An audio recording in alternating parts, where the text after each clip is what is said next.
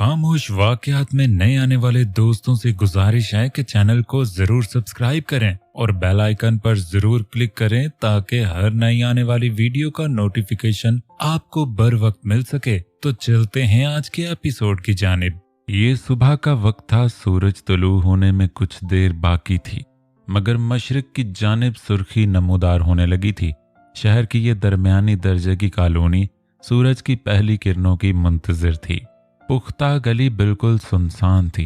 एक तरफ एक आवारा सा कुत्ता पूंछ हिलाता खुराक की तलाश में सरे गिरदां था।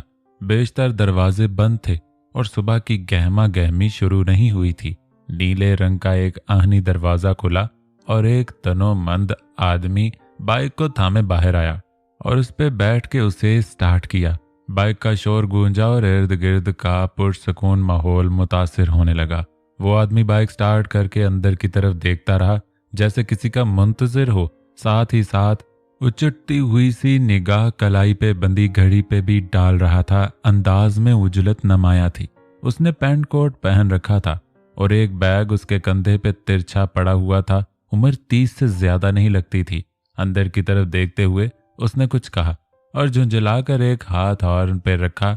हॉर्न की तेज आवाज गली में गूंजी थी। चंद लम्हे बाद एक जवान साल औरत बाहर आई। उसने स्कार्फ और अबाया पहन रखी थी। बैग कंधे पर पड़ा हुआ था। मर्द ने उसे गुस्सीली नजरों से देखते हुए कुछ कहा, फिर सर झटक कर बैठने का इशारा किया। वो उसके पीछे बैठ गई और अपना हाथ उसके कंधे पर रख दिया। बाइक गली में आगे बढ़ी थी। दो आंखें घर की छत से ये मंजर देख रही थीं। ये 25-26 साल का एक नौजवान था। उसकी आंखों में नींद का खुमार मौजूद था, जैसे नींद से उठकर ये देखने आया हो। उसकी पुरशौक निगाहें उस लड़की पे जमी थीं जो बाइक की पिछली सीट पे बैठी उस आदमी के साथ जा रही थी। बाइक गली में जाती हुई नजरों से ओझल हो गई तो उसने ठंडी आह भरी और घर की दूसरी मंजिल पे मौजूद कमरे का दरवाजा खोल के बेड पे औंधा लेट गया। उसने ट्राउजर पहन रखा था। शर्ट उसने उतार रखी थी जिससे उसका मजबूत जिस्म नजर आ रहा था। उसका चौड़ा सीना और बाजू लोहे की तरह सख्त थे, जैसे वो बाकायदगी से वर्जिश का आदी हो। चंद लम्हे यूं ही औंधे पड़े रहने के बाद वो दोबारा नींद में जा चुका था। दोबारा उसकी आंख हल्के से शोर से खुली। सब जाग गए थे और घर की निचली मंजिल पे सरगर्मियां शुरू हो गई थीं। उसने उकताए हुए अंदाज में आंखों को मसला और सीधे होकर लेट गया और छत को घूरने लगा। आंखें नींद से बोझल थीं। चंद लम्हे बाद सीढ़ियों पे खटखट की आवाज आई, जैसे कोई ऊपरी मंजिल पे आ रहा हो। वो बेसुध पड़ा रहा। दरवाजे पे जोर से दस्तक हुई, फिर दरवाजा खुला। एक गोरी चिट्टी शोखो शंख सी लड़की अपनी झोंक में अंदर आई। उठो शोएब, कब तक सोते रहोगे? यार, हमें कॉलेज कौन ड्रॉप करेगा आज? वो बोलते बोलते एकदम रुकी, फिर बौखला सी गई। गाल सुर्ख हुए थे। ये क्या, तुम आज फिर ऐसे शर्ट उतारे सोए हुए हो? वो सुर्ख होते चेहरे के साथ बोली। वो यूं लेटे लेटे माथे पे बल डाले उसे देखता रहा। मैं रोजाना ऐसे ही सोता हूँ। ये मेरा कमरा है और तुम रोज ऐसे मुंह उठा के मेरे कमरे में क्यों घुस आती हो, जबकि तुम्हें पता होता है कि मैं शर्ट उतार के सोता हूँ। शोएब उसे घूर के बोला, मगर लड़की ने कोई खास असर नहीं लिया और उसे देखती रही। मुझे लगा आज तुम शर्ट पहन के सोए होगे, इसलिए मैं अंदर आ गई। अब उठो कजन साहब, कॉलेज के लिए देर हो रही है। ईमान भी तैयार हो गई है और तुम होके सो रहे हो। अगर तुम्हारी वजह से कॉलेज के लिए देर हो गई तो अच्छा नहीं होगा। वो दोनों हाथ कमर पे रखे उसे देखते हुए बोली। वो काफी खूबसूरत लड़की थी। तंग सा हल्के नीले रंग का शलवार कमीज सूट पहने हुए थी। पतली मौजू कमर पे हाथ रखे रहने की वजह से उसके खूबसूरत बदन की कुछ जगह नुमाया हो रही थी। शोएब ने उसे घूरा, फिर कसलमंदी से उठ बैठा। सोफिया, आइंदा तुम मेरे कमरे में यूं बिना इजाजत नहीं आओगी। उसने तंबी नजरों से उस लड़की को देखा। मैं तो आऊंगी, ये हमारा घर है, तुम्हारा नहीं। वो बोली तो शोएब ने दांत पीसते हुए उसे देखा। वो मुस्कुराई। गुस्सा ना करो, अब उठो, देर हो रही है, क्लास मिस हो जाएगी, सोफिया ने कहा। वो चप्पल पैरों में उड़सता हुआ उठा। आज से मैं दरवाजा बंद करके सोऊंगा। बड़बड़ाता हुआ वॉशरूम की तरफ बढ़ गया। उसे यहाँ आए और यूनिवर्सिटी में एडमिशन लिए 2 हफ्ते होने को थे। ये उसके मामू का घर था, जहाँ उसके मामू ममानी अपनी 2 बेटियों सोफिया और ईमान के साथ रहते थे। घर काफी कुशादा था। निचली मंजिल पे 3 कमरे, ड्राइंग रूम और किचन और मुख्तसर सा लॉन था। ऊपरी मंजिल पे एक ही कमरा था जो उसने ले लिया था। यहाँ उसकी बुक्स, कपड़े और लैपटॉप वगैरह पड़े रहते थे। जब उसने आगे पढ़ने का इरादा जाहिर किया तो जमान मामू ने ही उसे इस शहर में आके एडमिशन लेने और उनके घर रहने का कहा था। मामू के साथ उनकी फैमिली के ताल्लुकात हमेशा ही बहुत अच्छे रहे थे। वो बहुत मेहरबान इंसान थे, इसलिए उनकी ऑफर उसने बिला तामुल कबूल कर ली और अपना बोरिया बिस्तर समेटकर यहाँ आ गया। पिछले 2 हफ्ते बहुत खुशगवार गुजरे थे। वो सबके साथ घुल मिल गया था और घर के बहुत सारे छोटे मोटे काम संभाल लिए थे।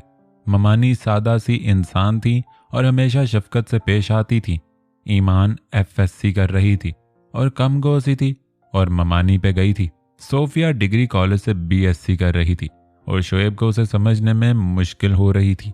सोफिया की तबीयत पल में तोला, पल में माशा जैसी थी, जो मुंह में आता बोल देती और जो जी में आता कर देती। वो उससे बचने की कोशिश करता था। उसकी गैर मतवाजन शख्सियत कोई भी मसला खड़ा कर सकती थी।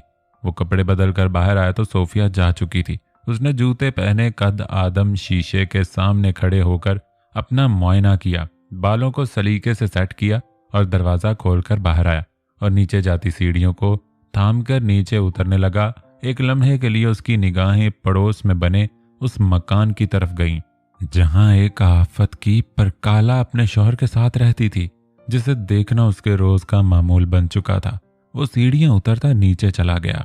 बाइक एक प्राइवेट अस्पताल के अहाते में रुकी तो पीछे बैठी लड़की ने मर्द के कंधे पर से हाथ हटाया और अपने बैग को संभालती आहिस्ता से उतर गई और मुड़कर मर्द की तरफ देखा, जो कलाई पे बंधी घड़ी को देख रहा था। आज फिर तुम्हारी वजह से मैं लेट हो गया हूँ।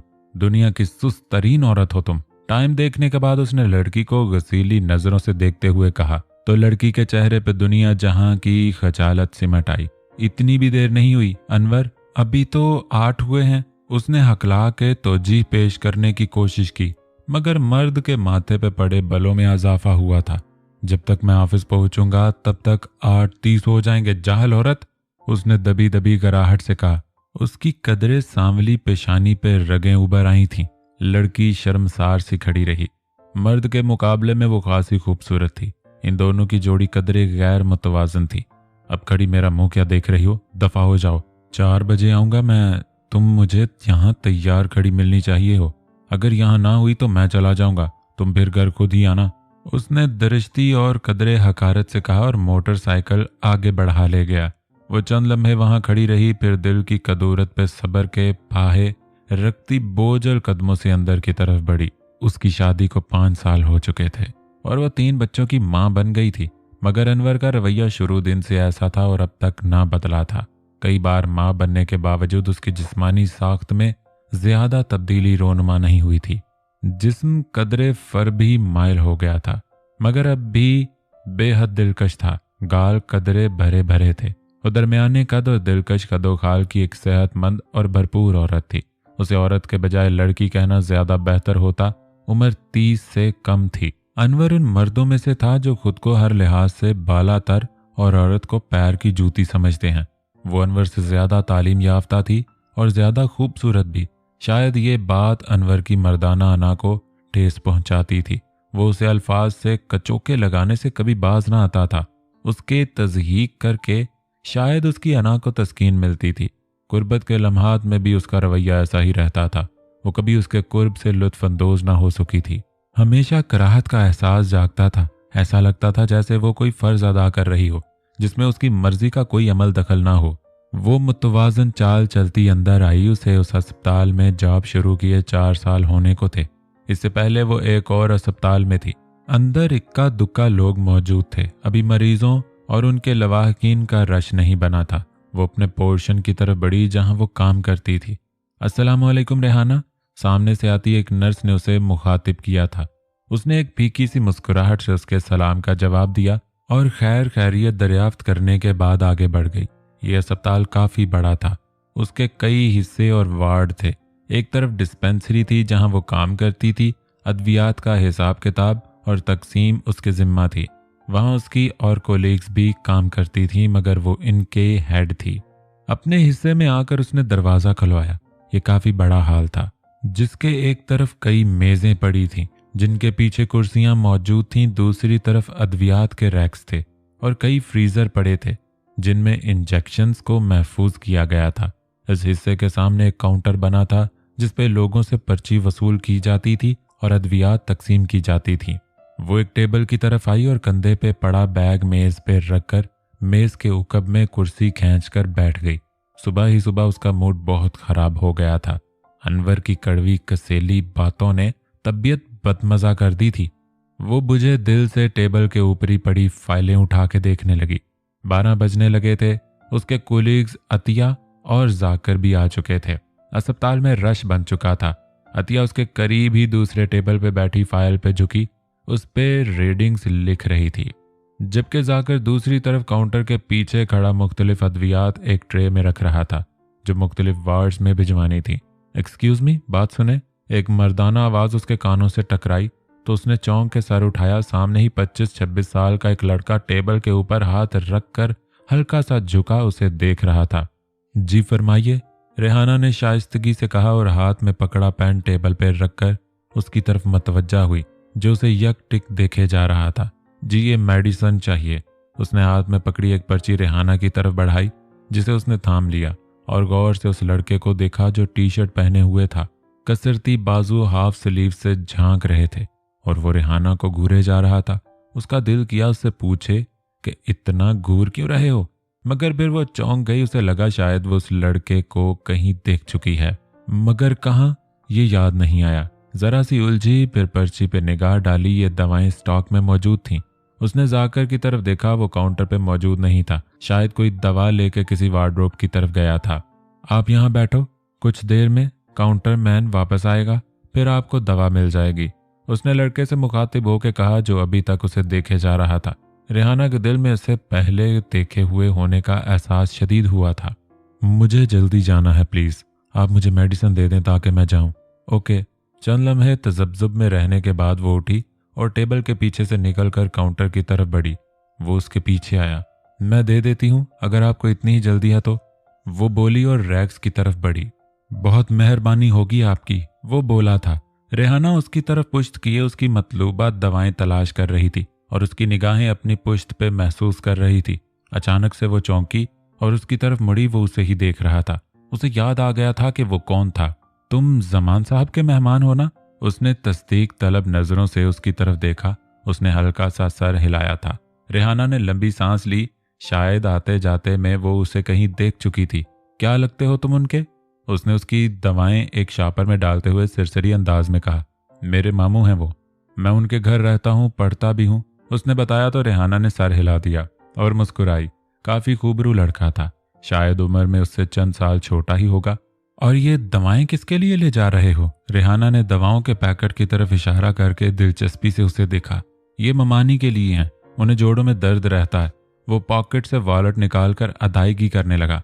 पैसे वसूल करने के बाद रेहाना ने दवाओं का पैकेट उसकी तरफ बढ़ाया, जिसे उसने थाम लिया। पैकेट पकड़ते वक्त उसका हाथ रेहाना के हाथ से मस हुआ। रेहाना ने चौंक के उसे देखा। उसके हाथ की कई उंगलियां उसके हाथ की पुश्त पे लगी थीं। रेहाना को उसकी आंखों में अजीब सा तासुर नजर आया। बिला वजह ही उसका दिल धड़का था। शुक्रिया, उसने कहा और बाहर की तरफ बढ़ गया। रेहाना उसे जाते देखती रही, फिर अपनी कुर्सी की तरफ आई थी। शोएब धीमी चाल चलता अस्पताल से बाहर आया। दवाओं का पैकेट उसके हाथ में था और गाड़ी की चाबी उंगलियों में फंसी हुई थी। वो आज उसे करीब से देख आया था। लोग कहते हैं कि दूर के डोल सुहाने होते हैं। जो चीजें फासले से खूबसूरत लगती हैं, करीब से वो अपना तिलिस्म खो बैठती हैं, लेकिन ऐसा नहीं था। वो करीब से भी इतनी ही खूबसूरत थी जितना उसने उसे अपनी छत पर से देखा था। चंद दिन पहले की बात थी, जब वो घर की छत पे कुर्सी रखे मध्यम धूप सेंकते हुए एक रसाला पढ़ रहा था कि उसकी निगाह गली के उस पार गई थी और वहीं जमकर रह गई थी। इतवार का दिन था। उसने कपड़े धोए थे और उन्हें सुखाने के लिए छत पे आई थी और उन्हें निचोड़ निचोड़ के तार पे फैला रही थी। वो खूबसूरत थी और खूबसूरती अगर पर्दे से निकल आए तो किसी के भी हवास गुम कर सकती है। वो एक एक करके कपड़े तार पे फैला रही थी। भूरे बाल जिन्हें उसने डाई किया हुआ था कमर पे बिखरे हुए थे। वो बारीक सी शलवार कमीज पहने हुए थी जो उसके जिस्म पे जच रहा था। शोएब महवियत से उसे देखता रहा था। जब वो तार पे कपड़े फैलाने के लिए अपने बाजू ऊपर करती तो उसकी कमर कमान की मानद अकड़ के सडोल कूल्हों को नुमाया कर देती थी। खूबसूरत जवान सीना तन सा जाता, यूं जैसे कमीज से झगड़ा कर रहा हो, कमीज की सख्ती पे एहतजाज कर रहा हो। इन लम्हों में शोएब की सांस रुक जाती, धड़कन थम सी जाती थी। वो लड़की से औरत के रूप में ढल रही थी। उसके अंदाज में लड़कियों का अलड़पन भी था और औरतों का वकार भी। बड़ी देर तक वो उसे देखता रहा, फिर वो नीचे चली गई और वो कुछ देर तक इंतजार करने के बाद बेजार होके अपने कमरे में आ गया। फिर ये उसके पिछले कई दिनों का मामूल बन गया था। वो आते जाते उसके घर की तरफ देख लेता, अगर वो नजर आ जाती तो वहीं रुक के देखने लगता। वो फिर छत पे नहीं आई थी। सुबह गली पे बाइक स्टार्ट होने का शोर गूंजता तो वो उठ के नंगे पांव मुंडेर पे आ जाता और उसे शोहर के साथ जाते देखता रहता। जब वो गली के मोड़ पे ओझल हो जाते तो वो फिर अंदर जाके सो जाता। उसे करीब से देखने की चाह दिल में पलने लगी थी, जिससे मजबूर होके वो यहाँ आया था। वो जानता था वो यहाँ हॉस्पिटल की डिस्पेंसरी में होती है। ये दवाएं उसे कहीं से भी मिल सकती थी, मगर वो उन्हें यहाँ से लेके जा रहा था। मकसद पूरा हो गया था। वो करीब से ज्यादा हसीन थी। शफाफ सुर्खो सफेद चेहरा स्कार्फ के हाले में मुक्कीद था, मगर बदन के हश्र सामानिया सफेद कोट ने ढांप रखी थी। शोएब ने उसके सफेद मरमरी हाथ को भी छू लिया था। उसका लम्स बेहद जाने अफजा था। वो गाड़ी की तरफ आया और दरवाजा खोल के अंदर बैठ गया। उसे छूने के बाद वो बेचैन सा हो गया था। होंठों को भींच के उसने गाड़ी स्टार्ट की और उसे गेट की तरफ ले जाने लगा। रेहाना की तस्वीर आंखों के सामने थी। वो उसे मजीद छूना चाहता था, उसके बदन की खूबसूरती को दरियाफ्त करना चाहता था।